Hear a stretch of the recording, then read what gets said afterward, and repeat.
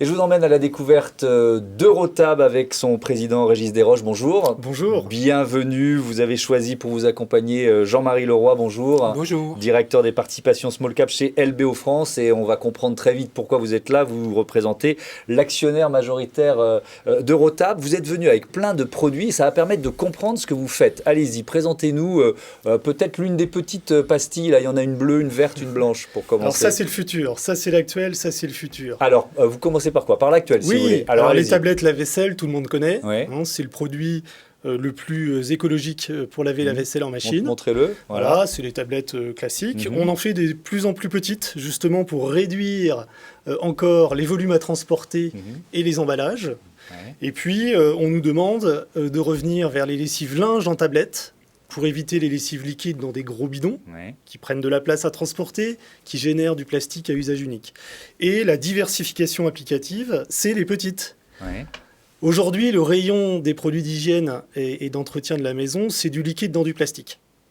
Et ça prend Et de la c'est place. 80% d'eau. Ouais. Donc c'est un Beaucoup transport d'eau, inutile. c'est vrai. Ouais. Et c'est du plastique à usage unique qu'on jette et qu'on retrouve dans les océans. Ouais. Donc nous, notre conviction, c'est que tout ce rayon peut être sous forme solide et donc emballé dans du carton avec des formes compactes. Ouais. Donc celle-ci, par exemple, Ouais. vous le mettez dans un seau avec 3 litres d'eau chaude et vous lavez les sols parfaitement. D'accord. C'est concentré, Ouais. il n'y a pas besoin d'emballage autour. Ça, c'est pour faire un spray pour laver les vitres. C'est pour ça qu'on l'a fait bleu. Ça rappelle le code couleur du lave-glace. Ça, c'est pour salle de bain et cuisine. Vous mettez votre spray, l'eau du robinet. Donc on prend l'eau à la maison plutôt que de la transporter sur toute la chaîne de valeur. Assouplisseur linge. Voilà, une dose dans la machine à laver et vous avez l'assouplisseur et la fonction parfum. J'imagine la buanderie et le cellier en train de changer d'environnement et de look grâce à vous. Vous dites le présent et l'avenir parce que les dernières solutions que vous nous avez présentées, elles sont en cours de développement, de commercialisation, c'est ça ? Oui, elles sont prêtes au niveau du laboratoire, elles sont prêtes au niveau de l'industrialisation. Nous n'avons pas de marque chez Eurotab. On met sur le marché des technologies pour les détenteurs de marque. La transition pour nous, elle est inéluctable. La pression sur le sans plastique, la pression environnementale pour réduire les volumes. Il n'y a pas besoin de conservateurs. C'est des produits beaucoup plus simples. Donc la transition écologique est là. Mais ça prend un peu de temps. Il faut que les marques éduquent les consommateurs. Il faut que les géants de la lessive transforment leurs usines. Parce qu'aujourd'hui, ils sont équipés pour faire du liquide. Alors ils y pensent, on le sait, ça avance. C'est difficile, il faut les évangéliser en quelque sorte. Oui, il y a de ça, mais ça se passe, et dans le monde entier. Nous sommes sollicités par des start-upers de tous les continents qui viennent voir Eurotab parce qu'on a cette réputation de spécialiste de la formulation et de la compression des poudres, et ça bouge de partout, vraiment. Bon. Pourquoi vous avez choisi, on le comprend, Jean-Marie Leroy, pour vous accompagner aujourd'hui en quelques mots? Alors, en 2017-2018, nous observions cette transformation et cette croissance qui nous tendait les bras sur les produits traditionnels, mais donc aussi sur les nouveaux produits. On a besoin d'investissements dans ce genre d'usine. Ce sont des machines-outils assez sophistiquées. On a besoin d'ingénieurs à la R&D pour trouver les bons ingrédients pour laver les vitres sous une forme sèche, etc. etc. Donc on sentait le besoin de changer d'échelle au niveau financier, d'où effectivement l'apport d'LBO France, dont c'est le métier. Donc on a très bien compris pourquoi vous êtes là, Jean-Marie Leroy. Comment vous avez réagi quand vous avez vu cette présentation? Vous vous êtes dit, il faut y aller, c'est sûr, c'est l'avenir? Mais écoutez, je vais vous faire une confidence. En fait, la première fois qu'on m'a parlé du projet, ça n'a pas semblé être le projet le plus sexy qu'on puisse imaginer. Parce que finalement, c'est un produit, je dirais, assez banal dans la perception qu'on peut en avoir.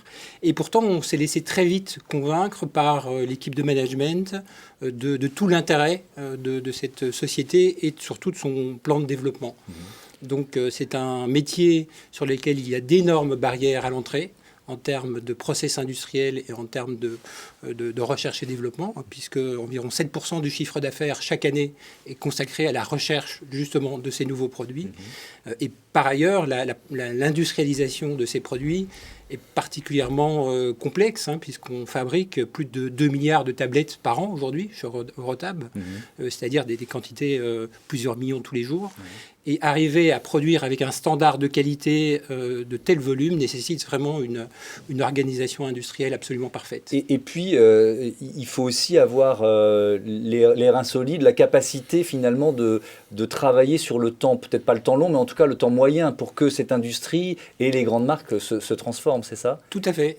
Et cela nécessite du temps, cela nécessite de l'argent et des investissements, puisqu'aujourd'hui, on envisage d'investir, on est en train d'investir plus de 5 millions d'euros dans l'extension en fait, des capacités de production pour faire face à cette croissance qui est forte et qui s'accélère. Et comment vous voyez l'avenir, justement ? Écoutez, on le voit de manière très confiante avec l'équipe de management à nos côtés.